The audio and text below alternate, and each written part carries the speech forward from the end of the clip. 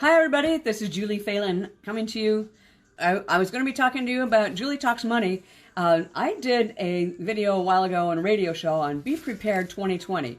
That was along with America Saves 2020, which I'm still partnering with, and it's still a great thing. That was part of the being prepared. But now I'm going to talk about being prepared during the coronavirus. None of us ever dreamed that we would be having something like this happening to us right now in our lifetime. And certainly when I did the Be Prepared 2020 videos, I really was not talking about this. I was just talking about being prepared for your financial life from this point forward, especially because we're looking at maybe some market correction or some recession. Definitely in real estate. Again, didn't expect this really in the stock market and everything else that we're seeing here. So I'm going to go through some notes that I've made of how we've changed things, and I'm hoping that this will be able to help you weather the storm, so to speak, get through all the stuff with coronavirus that you have, because one of the really key things is cash flow. And most of us right now are not having money coming in, right? We're not having a job to go to unless it's part of the essential services.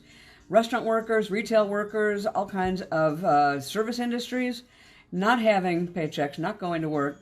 There's a whole lot of construction workers that are off too, even though the government has dictated that some elements of construction are essential, like plumbing. Absolutely, we have to have plumbers still working, and electricians, because power can go out. Right now in Los Angeles, we're having lots and lots of rain, so definitely we're having some need maybe for some plumbers. And there's not a whole lot of other people, you know, maybe cooks and chefs because they're doing carry out at their restaurants. But for the most part, people are not working. And that's the main thing. How do you get through this if you're not working? You don't have income coming in. You don't have regular paychecks and steady money. So I'm going to do this, and I hope that this will help you. So this, one of the things that I'm talking to, first of all, if you're a W-2 employee, if you can get a hold of a copy of your benefit statement from your employer, you want to see what your package is. Now, it may seem strange to do this if you're not at work, you don't have contact with the Human Resources Department, but there might actually be somebody that you can talk to who is answering a phone or working from home and having something go through. So if you can get a hold of your benefits package, I highly recommend that you do that, especially if you work for a larger or a mid-sized company. You know, this is probably not going to be the case if you work for a nonprofit or if you work for a small mom and pop shop or a restaurant. But if you work for, let's say, a law firm, a chain restaurant, definitely. If you work for Amazon, as an example, or a large company like General Motors and General Mills, you know, a startup, a studio, definitely you should be able to get some kind of a benefits package that you will look at and find out, number one, is your employer still going to maintain paying your insurance? Believe it or not, you probably have a life insurance policy that goes along with your job. Most people forget about that, but large companies and mid-sized companies generally have a life insurance policy on each of their employees up to $50,000. And that's essentially kind of a death benefit, but you want to make sure that that is still being paid by your employer, even if you're not paying for it. Hi, Jean. Let's see you. So you want to make sure that they're paying insurance. Now, question is, are you laid off or are you furloughed? There's two different things here. One of them means if you're laid off, you're not expecting to go back to work. Basically, it's going to be however long this is going to take. You are considered unemployed. Now, if you are furloughed instead, that means that the employer has put you kind of like on a temporary suspension. And if you are on that temporary suspension, that means that they fully intend to bring you back to work when this hiatus is over, when the self-quarantining and all the other stuff that we're going through. If you don't have health insurance because you've been laid off, then you need to find out if you are qualified for COBRA. COBRA is a policy, or it's an insurance that's available to people who are not working and have been laid off by their employer. Generally, furloughed employees are not going to qualify for COBRA. COBRA, you know, is kind of expensive, but it actually will keep your health insurance going, and that's something else that you should look at with your employer. Are they paying your health insurance? Because, you know, that can be really key right now, right? do you have health insurance going as we go through coronavirus? Because we don't know who's going to be affected. Don't know if you're going to be affected, right? You don't know if anybody in your family who might be covered is going to be affected. And I'm going to talk a little bit about some insurance companies and what they're doing later on in this video. But anyway, find out, are your health insurance, is that still being paid for? Is a life insurance policy still being paid for? I'll get to that also in a minute. But also, if you qualify for COBRA, then either get on that as soon as you possibly can, apply for COBRA, and I believe you can go Google COBRA, and this is going to be something that you'll go look at your state too. So go to COBRA, Illinois, COBRA, California, COBRA, Colorado, wherever it is that you are, and check that out and see if you can apply and see if you can pay the premiums. Now, if you live in a state that has some of the exchanges under the Obamacare Affordable Care Act exchanges, in California we have Covered California, normally they have closed your enrollment period, the possibility of enrolling in that exchange, back February 1st. However, and this is one of the key things, it states very clearly, if your income changes or your employment changes or your marital status changes, you are eligible and able to apply for health insurance on those exchanges anytime during the year. And you don't have to do it in that small compressed enrollment period that Uncovered California is between November and February. So check that out with your state. I have a list of the states, and I can send that. But I know that California, Illinois, Maryland, I think Michigan too, are among the states that have the exchanges where you can do that. I think there's about 15 states total, maybe 20. So that is one of the key things that you want to do to survive during this time of the pandemic, where you are not sure about your health, what's going to happen with it, and you want to make sure that you are prepared, right, and covered. So I urge you really strongly, either get on COBRA insurance or get onto your state's exchange if you can. But you can also go look at some other health insurance companies, because right now they are relaxing some of their guidelines and restrictions. You can apply, whether it's HealthNet or Kaiser or Blue Shield, Blue Cross, some of those. Definitely look at those and apply if you can. And the really neat thing about this is that most of the health insurance companies are waiving any deductibles or some treatment cost if you do in fact come down with COVID-19. So that's really an amazing benefit. But I'm going to go back to your employer now, and I want you, when you're still talking to that person who is the benefits administrator at your company, check on your 401k. Now, you should have a 401k that you're contributing to.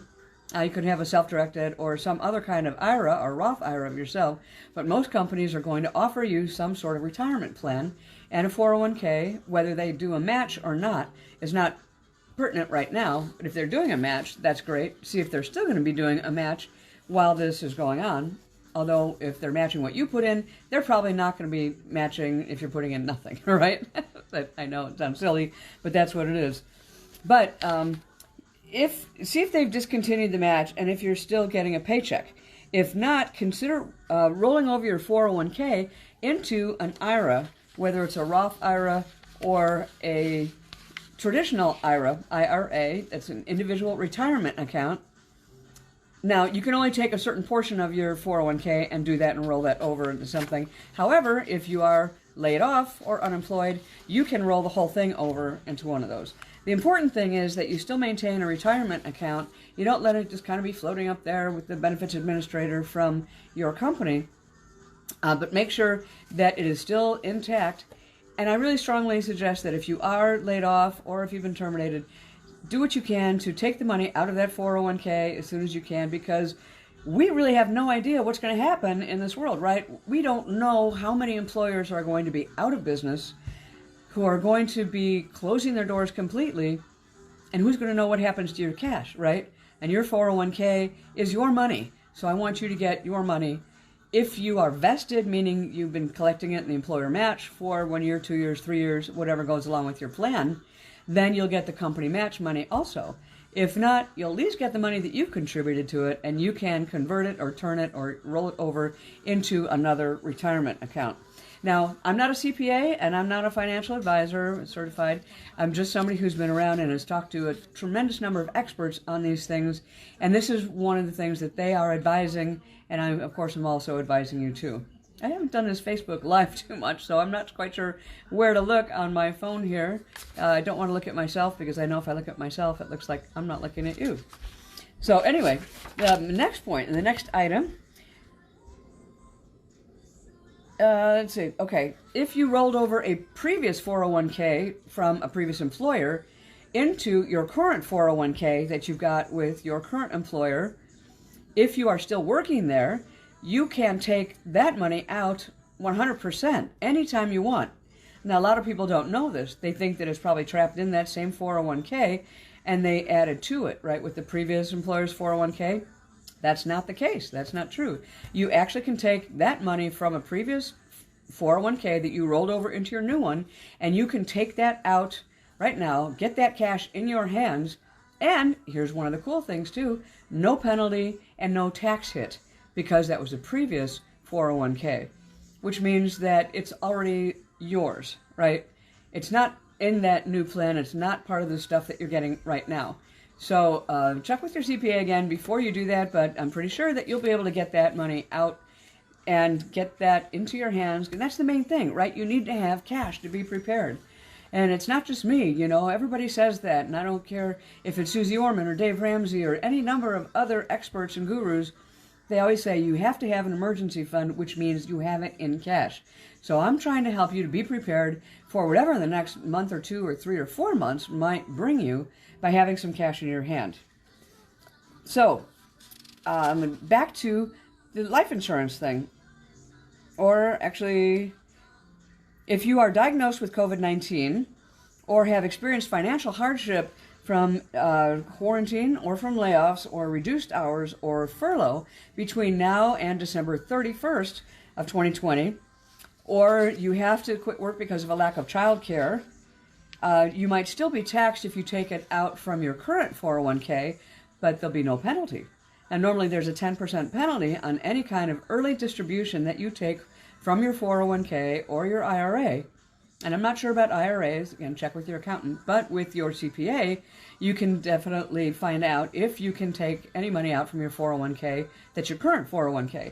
And if you have a little tax, that's okay, but you can actually have that tax deferred and paid over the next 3 years. It doesn't have to be paid all in one lump sum right now. A lot of the times, a 401k administrator will take out your tax in advance of giving you the distribution, but we're in a different world now, right, because of COVID-19, and you can potentially get that money out right now and defer your taxes over 3 years, plus, this is key, not paying that 10% penalty. Okay, sound pretty good? I think that's pretty good. And you can do that up to $100,000, and then I'd have it be deferred. And you might be able to take out or pay what you take out into an IRA and then even recoup the tax fundings that you're going to be paying, right? So that's another way of doing things when the tax is paid. Of course, I want you to try not to dip into your retirement account and your money, but check to see how solvent your company is, you know, and then make a decision based on that. Because the main thing is for you to protect yourself. That's what I am looking for, is for you to protect yourself and be prepared. Now, a lot of people know about the SBA disaster loans, right? The Economic Injury Disaster Loan.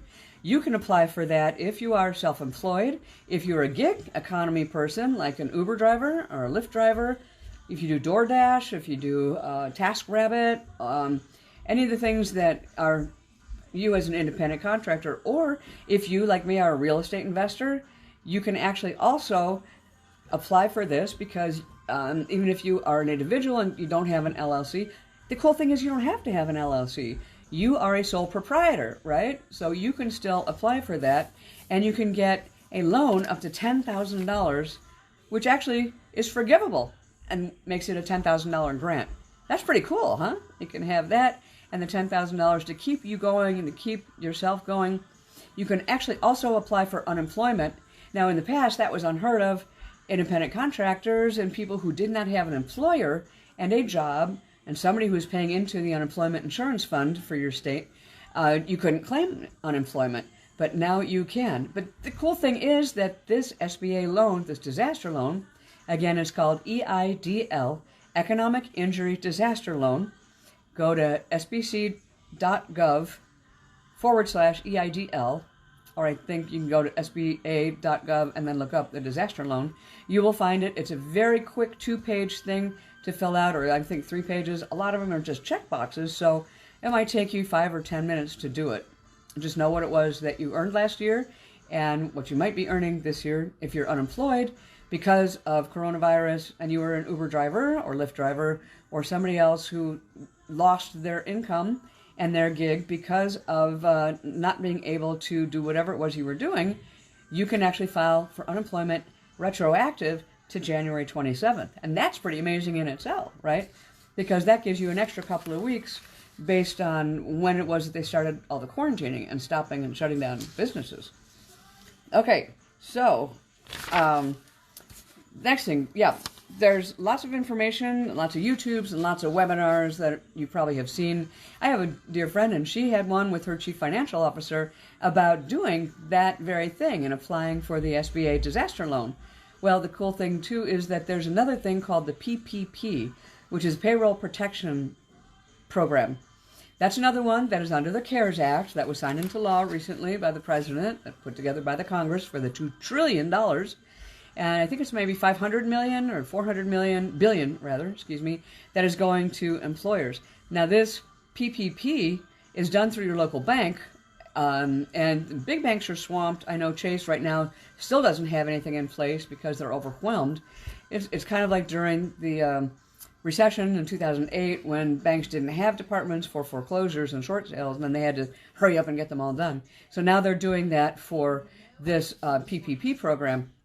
Again, check with your accountant on this because he might really be able to help you with it. I suspect that most of you have not had an accountant call you to find out if you need some help on this. But you want to check into it. Check again on the SBA.gov website, and you can find out about how you can get anywhere between $20,000 and $2 million for your company to cover payroll, your utilities, your rent for your office, your cable. You have to have a telephone if you have an office, parking, whatever it is, because that's probably not going to go away. There's a lot of different things that you have as an expense that you probably are aware of, or maybe you're not. This is going to be looked at compared to your Schedule C from your tax return. And they're going to look at what those expenses are and the expenses that you're claiming and asking for this grant, this PPP program grant money up to $2 million, this for $20,000. That's pretty significant anyway, because there are a whole lot of expenses that don't go away, right? Your office rent doesn't go away. Your telephone bill doesn't go away. Your employees, if you're paying health insurance, that's not going away. Check into that. We're going to do that, especially for the self-employed. Definitely file for unemployment as well. So you're not going to be able to really do the PPP. You're going to be looking at the disaster loan, and unemployment. Now, again, I'm going to go back real quickly to that term life insurance policy that I talked about. You can have it up to $50,000, and that is something that you might be able to tap into, too, because it's term life. Regardless, check into it. Make sure that you have that. See if it is still in place, because I hate to say it, and I don't want to be a downer or a pessimist, but this virus is wicked. It is wicked, and it moves quick, quick, quick, quick. And we have seen stories over and over and over of people who had a cough and a cold. A week later, they're in an ICU, and 10 days later, they're dead. I don't want that to be you by any means. I'm praying and hoping it will not be. But be prepared. Be prepared. Know what you've got for your insurance, for your family, or for your costs that you might incur, funeral costs or any other costs. Check with your employer, because you should have a $50,000 life insurance, term life insurance policy with them as part of your benefit package. It's very standard, and for anybody who's in a managerial or above level, certainly executives, they are definitely going to have that kind of a policy in their pay package and benefits package, or you're going to have that.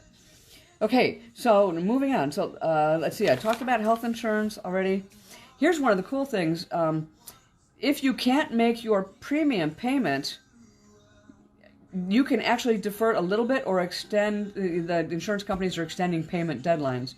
Again, most of them will waive your exam fees and your copays if it's coronavirus related or COVID-19 related, which is pretty amazing, right?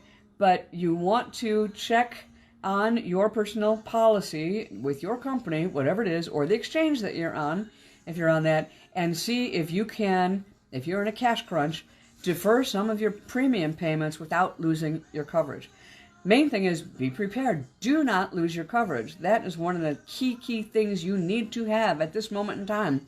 Please, please keep your health coverage, whatever it is you can do. But like I said, Blue Cross, Blue Shield, Anthem, Kaiser, tons of the companies are actually waiving or deferring premiums. Doesn't mean you don't have to pay it. It just means that maybe you'll have to pay it later on and you can spread out the payments but not lose your insurance. So please, please, please, check with your insurance company, check with your home state and any health exchanges that are there and see what you can do regarding your payments. And here's my list of it. Stuff: California, Colorado, Connecticut, District of Columbia, Idaho, Maryland, Massachusetts, Minnesota, Mississippi, New Mexico, New York, Rhode Island, Utah, Vermont, and Washington. Those are the states that all have exchanges under the Affordable Care Act, and you can get coverage right now without a waiting period. Get it right away, get it reduced, and based on your income, which right now is nothing, right? Or next to nothing if you're not in an essential business or if your hours have dropped. Get your coverage now if you possibly can. And take care of yourself. Be prepared and cover your family. Okay, so the next thing I'm going to talk about is your mortgage or your rent. There are several banks that are allowing you to make a loan modification, essentially is what it is, if you have a mortgage. And if you are finding it really tough to make ends meet and really tough to make your mortgage payment, call your bank, call your mortgager, and find out if they have a program. You have to do this in advance. You can't just miss a payment because that'll go on your credit report and credit score. Yes, there's a foreclosure forbearance, which means that there's a whole lot of companies, and the government has said that banks are not going to be allowed to evict or foreclose on people during this period of the coronavirus, but we don't know how many months that's going to be. And here's the kicker: that only applies to Fannie Mae and Freddie Mac loans. I think it applies to VA loans also, but I'm not so sure it applies to USDA loans, and it definitely does not apply to any hard money loans. So if you're an investor and you have a hard money loan out there, you're not going to have your payments deferred. You're not going to be able to, usually, to make a loan modification. Those lenders can still foreclose however they want to, right? So make sure that you are aware of what kind of loan you have. And again, call your mortgage servicer, loan servicer, call your bank, whoever it is that you've got that loan with, and make an arrangement to defer your payments or make a payment plan so that you maybe only have to pay half of 50% of what your regular mortgage payment is, or 25% or 75%. The banks are not only willing to work with you, but under this new act, they are kind of required to do that. And Fannie Mae and Freddie Mac are government entities, so they absolutely are required to work with the borrowers to make a better payment for you. But again, do it in advance. It might be something that'll only be 4 or 5 payments worth. And again, you still owe the money. It's not like you're getting off scot-free and you don't have to make your mortgage payment. It's just that they're going to put it onto the end of your mortgage instead. Whatever it is that you don't pay and are not able to pay right now.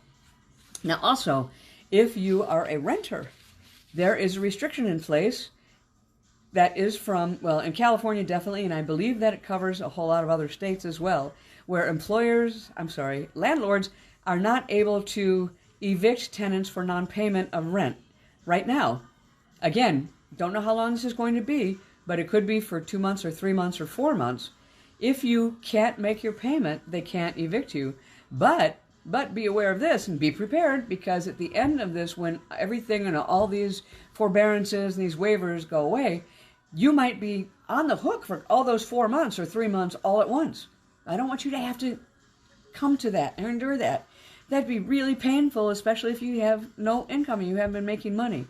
So call your landlord, call your company, whoever it is, a property management company, make an arrangement with them in advance. don't just assume that you can not pay, or that you can get a forbearance, or that you can say, hey, you know, I can't make my payment this month. Would you, you know, just be chill about it and relax? No. You need to take this by your hand and be proactive. Call your property management company, call your landlord, make sure that you tell them that you are aware of the restriction that they cannot evict you during this whole coronavirus thing for non-payment of rent or less than payment of rent, and then make a plan with them, okay? Please be prepared so you still have a place to live. Just remember, you need to document this, document the conversations, and when it is that you talk to the landlord, and know that you still have to pay your full rent after this order is lifted. Now next, if you're out of a job, there's no shame in applying for food stamps. In California, and I think in other places it's called SNAP, which is a SNAP Fresh Food Program. Definitely apply for that, or WIC, W-I-C. Lots of states like Illinois, Massachusetts, California, they have these programs. And if you want to keep food on your table, you know, and you can't afford to go buy it, then go ahead and apply for the food stamps. Yes, they're overwhelmed. Yes, there's so many applications that these organizations, these governmental organizations are getting. But you know what? You pay your taxes so that you are also helping to support these social services and then these benefits. These are not entitlements, unless you want to call it an entitlement, that yes, you've paid taxes into it for the long time, so you are entitled to take advantage of those programs if you need to.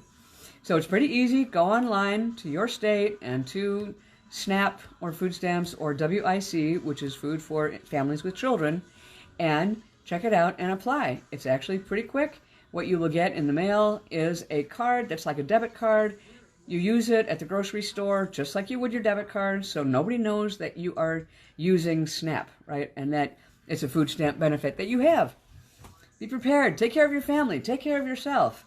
Don't let everything run out. And yes, you can buy toilet paper with SNAP too. With the living situation, just one last thing. Talk to your utility company, because the utility companies are also making arrangements with people, knowing that people are going to have a hard time paying their utility bill. And right now, we know that with the quarantine orders in place in most states in the country, people are online a lot longer.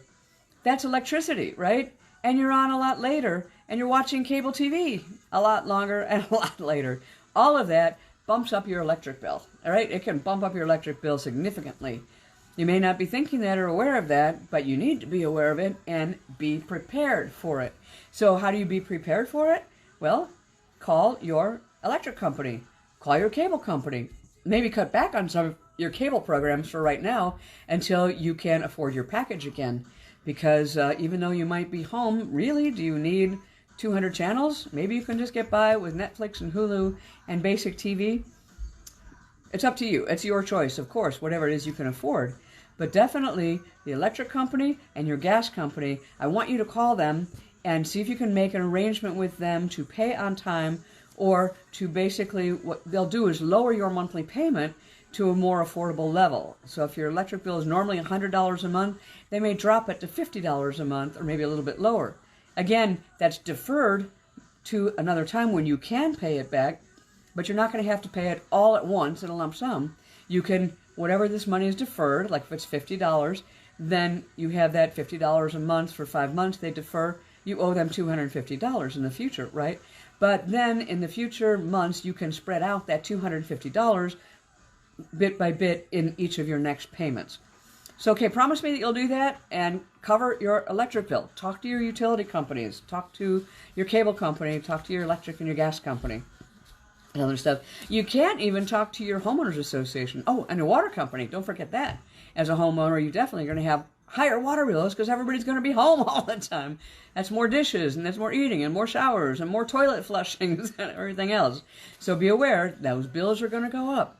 But talk to the company, talk to the water company, and see if you can't make an arrangement on this. Okay? That kind of thing.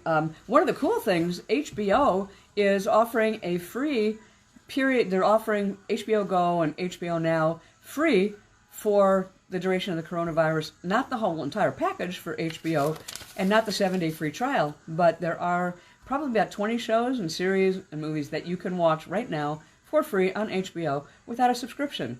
That's pretty cool, and here's a shout out to say, hey, thanks HBO. Really appreciate that. So I've got a few other things that I'm going to be talking about in another one, but this is enough for now. Be Prepared 2020. This is Julie Phelan, and Julie Talks Money. I hope you like my page, and I hope you'll come back and watch other videos that I have or check out the YouTube channel, because I'm here to try and make your financial life easier and the financial lifestyle that you want attainable for you. Thanks for watching. Bye-bye.